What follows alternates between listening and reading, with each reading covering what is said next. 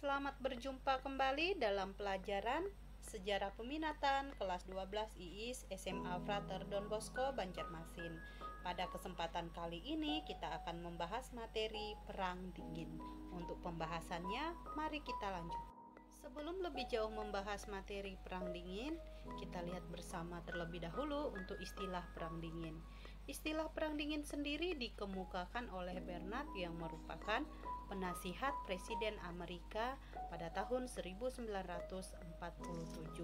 Pada saat itu, ketika ia berada di South California, Amerika, di hadapan House of Representatives, ia mengatakan bahwa hari ini kita berada di tengah perang dingin.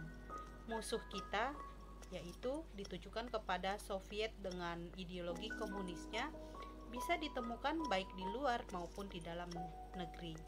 Nah, saat itu untuk istilah perang dingin sendiri dipopulerkan oleh koran New York pada tahun 1947. Perang dingin merupakan bentuk dari konflik kepentingan dan perebutan supremasi serta perbedaan ideologi antara blok barat yang dipimpin oleh Amerika Serikat dan blok timur yang dipimpin oleh Uni Soviet. Perang dingin merupakan pertikaian antara kedua blok tersebut tanpa adanya adu senjata.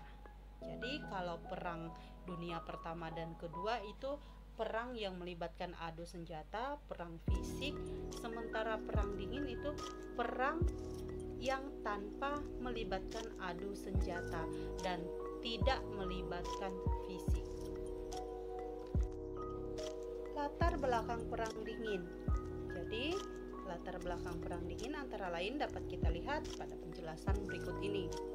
Perang Dunia II berakhir dengan kemenangan pihak sekutu. Saat itu pihak sekutu antara lain adalah Inggris, Prancis, Uni Soviet, dan Amerika Serikat. Kemudian Perang Dunia Kedua dengan kemenangan pihak sekutu ini mengubah politik dunia. Amerika Serikat dan Uni Soviet muncul menjadi kekuatan raksasa. Pasukan sekutu yang mendapat bantuan tentara, perlengkapan, dan senjata dari Amerika Serikat menganggap peranan Amerika Serikat sangat menentukan kemenangan sekutu. Tetapi, Uni Soviet yang berperan terhadap kemenangan pasukan sekutu juga menanamkan pengaruhnya terhadap Eropa bagian timur. Jadi pada awalnya antara Uni Soviet dan Amerika Serikat ini bersekutu. Tetapi kemenangan tersebut pada akhirnya membawa kedua negara ini kemudian memasuki persaingan baru. Nanti kita akan lihat bagaimana persaingan antara Amerika Serikat dan Uni Soviet yang pada awalnya sama-sama bersekutu kemudian pada akhirnya saling bersaing. Meluasnya pengaruh Uni Soviet mencemaskan negara Eropa Barat, antara lain Inggris dan Perancis, sehingga memicu Eropa Barat dan Amerika Serikat untuk mendirikan Pakta Pertahanan yang dikenal dengan NATO, yang merupakan organisasi pertahanan Atlantik Utara. Jadi NATO ini didirikan tadi untuk menjaga kekuatan dari Uni Soviet yang mulai menanamkan pengaruhnya. Nah, kemudian untuk menanggapi berdirinya NATO, pada tahun 1955 Uni Soviet mendirikan Pakta Warsawa. Nah, ketika kedua belah pihak ini mulai mendirikan Pakta Pertahanan, disinilah muncul rasa saling curiga sehingga menimbulkan perlombaan di bidang persenjataan, kemudian menimbulkan rasa yang saling mencurigai, kemudian nanti pada akhirnya akan menyeret kedua negara ini memasuki perang dingin.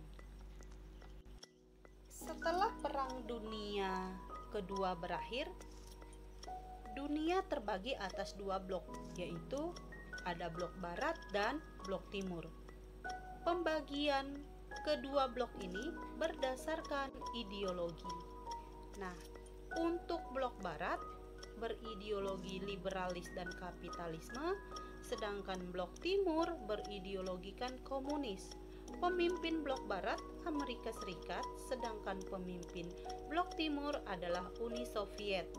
Untuk Fakta pertahanan blok barat itu adalah NATO yang didirikan pada tahun 1949, sedangkan untuk fakta pertahanan blok timur yaitu fakta Warsawa yang didirikan tahun 1955, di mana fakta Warsawa ini didirikan untuk menandingi kekuatan NATO.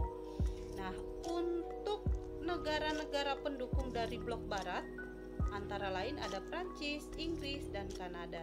Sedangkan untuk blok timur antara lain ini Eropa Timur, Bulgaria, Cekoslovakia, dan Jerman Timur.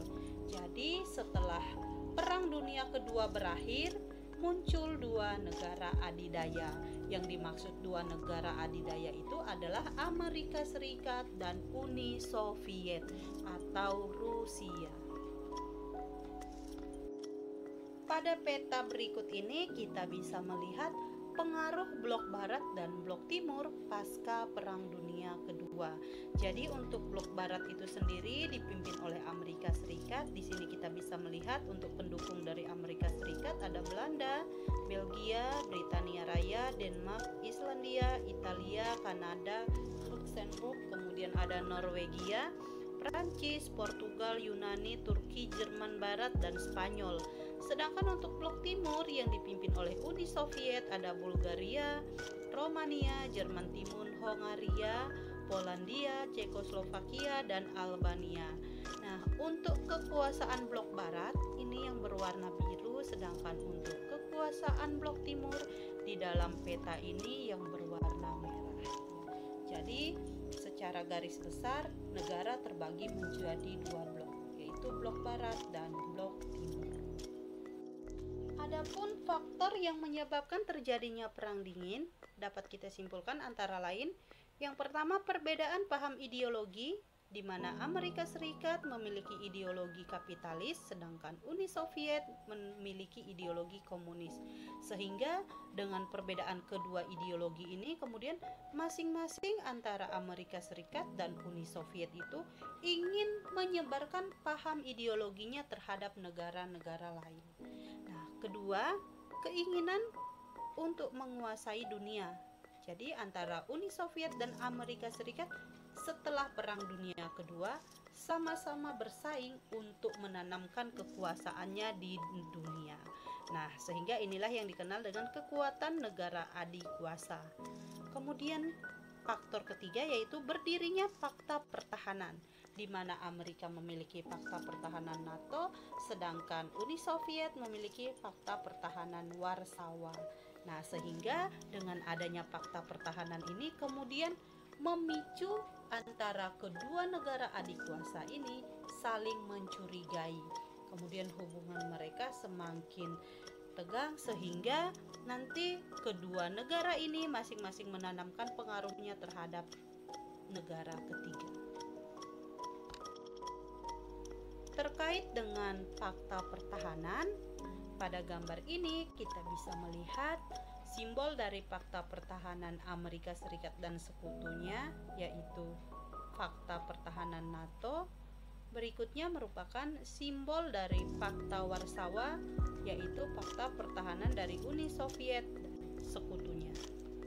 Perang dingin yang terjadi antara Amerika Serikat dan Uni Soviet dapat digambarkan sebagai kompetisi kedua negara adidaya tersebut dalam berbagai bidang, antara lain yaitu koalisi militer, kemudian ada penyebaran ideologi dan pengaruhnya. Jadi kedua negara sama-sama memiliki ideologi yang berbeda, tetapi mereka sama-sama berusaha untuk menanamkan ideologinya kepada negara-negara ketiga. Kemudian pemberian bantuan kepada negara klien, seperti contoh Amerika Serikat memberikan bantuan kepada negara-negara Eropa Barat untuk membangun kembali perekonomian negara Eropa Barat yang hancur setelah Perang Dunia Kedua. Sementara itu, Uni Soviet tidak mau kalah saing dengan Amerika Serikat. Uni Soviet juga memberikan bantuan kepada negara-negara Eropa Timur seperti Bulgaria, Albania, Hongaria, Rumania, Polandia, dan Cekoslovakia sehingga negara-negara tersebut masuk ke dalam pengaruh pemerintahan komunis Uni Soviet. Kemudian ada kampanye propaganda secara besar-besaran, kemudian ada perlombaan nuklir. Jadi Amerika Serikat saat itu menolak membagi rahasia-rahasia nuklirnya. Kemudian ada kompetisi dalam bidang teknologi, dan yang terakhir menarik negara netral bersaing di ajang olahraga internasional. Jadi saat itu kompetisi atau persaingan antara dua negara adidaya tersebut sangat ketat. Hampir semua lini mereka kuasai untuk bersaing. Selain persaingan dalam berbagai bidang, perang dingin dapat pula disebut dengan perang proksi. Perang proksi merupakan perang yang memanfaatkan pihak ketiga untuk mengalahkan musuhnya masing-masing. Jadi antara Amerika dan Uni Soviet saat itu sama-sama ingin saling mengalahkan, tetapi mereka tidak terlibat langsung, namun memanfaatkan dunia ketiga. Nah, contoh dari perang proksi adalah konflik di Korea yang pada akhirnya memecah Korea menjadi Korea Utara dan Korea Selatan. Korea Selatan saat itu dipegang oleh Amerika Serikat, sedangkan Korea Utara dipengaruhi oleh paham komunis dari Uni Soviet. Kemudian selain konflik di Korea, ada pula konflik di Vietnam dan konflik di Jerman. Di Jerman kemudian memecah negara menjadi Jerman Barat dan Jerman Timur. Jerman Barat itu paham dari Amerika, sedangkan Jerman Timur itu dengan paham komunis dari Uni Soviet. Nah, di dalam dunia ketiga tersebut, Uni Soviet mempengaruhi suatu negara tersebut agar menjalankan revolusi komunis.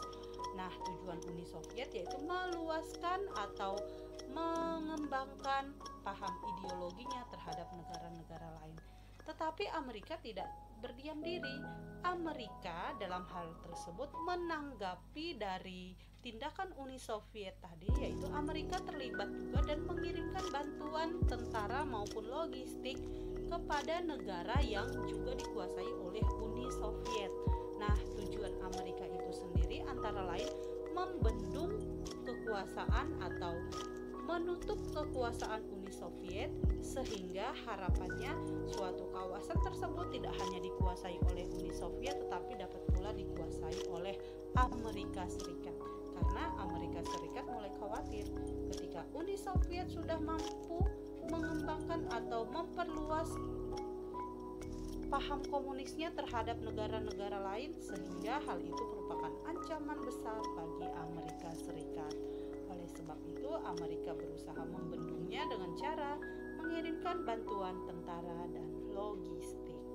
Nah, itulah yang disebut dengan perang proksi, memanfaatkan pihak ketiga. Sekian pembahasan terkait dengan latar belakang dan faktor penyebab perang dingin.